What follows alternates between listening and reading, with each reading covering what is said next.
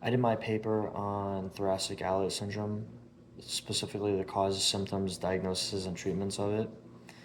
Thoracic outlet syndrome is compression of the nerves or blood vessels between the collarbone and the first rib, which is about right here.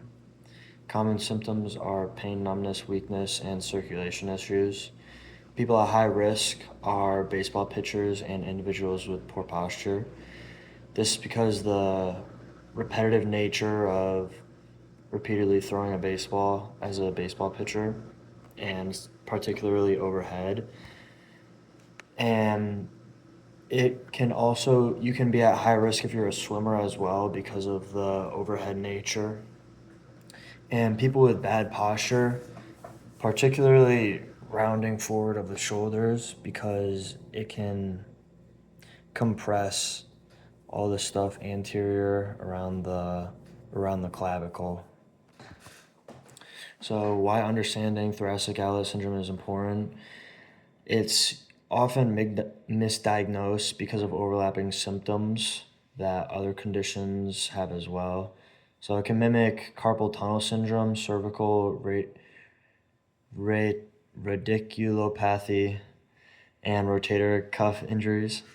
It requires thorough physical examinations, imaging tests, and nerve studies for accuracy.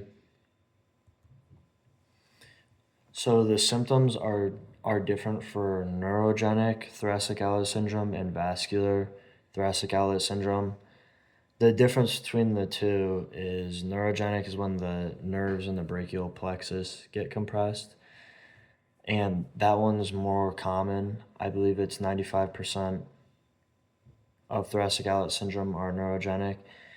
And the other one, vascular thoracic outlet syndrome, is more severe because you can lose blood flow to your extremity. So with the neurogenic, you can get pain, tingling, and muscle weakness. And vascular, you can have cold or discolored fingers because of a lack of blood flow, swelling, and you'll have poor circulation to your fingers. The what makes it so difficult to diagnose it is there's not a lot of standardized criteria, and there's a wide range of symptoms with no definitive tests. But common tests that have moderate accuracy are the Halsted maneuver, which is where the patient would put their hand down like that, and the therapist would pull it back, and the patient would extend their neck and then look away and turn like that, and they would hold it for about a minute. And the therapist would simultaneously get the patient's pulse, and if their pulse strength starts to diminish, then that can show thoracic outlet syndrome. And also, if it aggravates their symptoms or they get numbness in their arm, it can show thoracic outlet syndrome.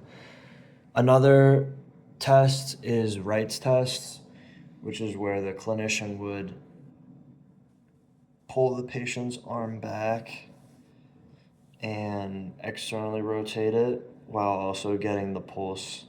And if the pulse strength decreases or it aggravates their symptoms, it would show thoracic outlet syndrome.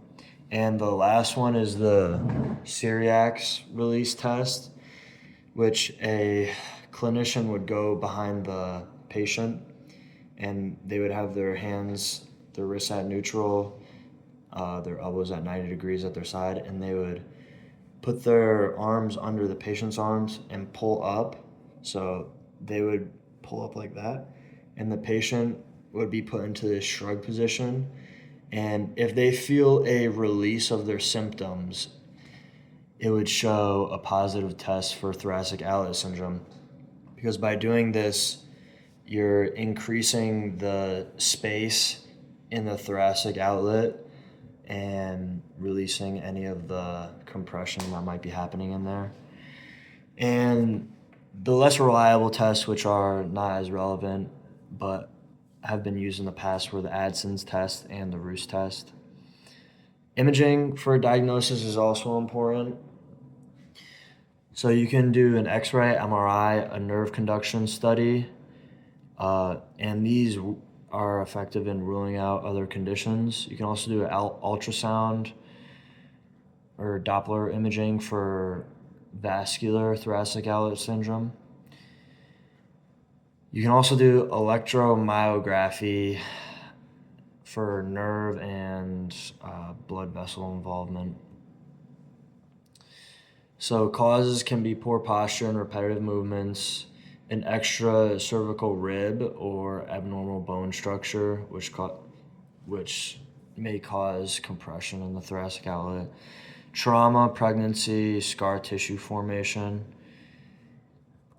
The conservative treatment would be physical therapy to strengthen the posterior shoulder muscles, to get those muscles to pull your shoulders back and have better posture. You can also take anti-inflammatory medications and make certain lifestyle modifications, like sitting in a ergonomic chair that helps your posture. You can also have surgical intervention, which is usually for vascular compression or structural abnormalities. So they can move your rib to give you more space in your thoracic outlet.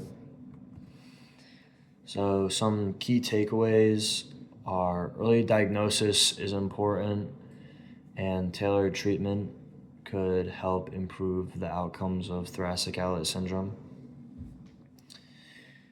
A multidisciplinary approach involving a neurologist, vascular surgeon, and physical therapist can help the outcome be positive. And there is future need for better diagnostic criteria and standardized testing so that we can determine whether or not a patient has thoracic outlet syndrome so we can treat it.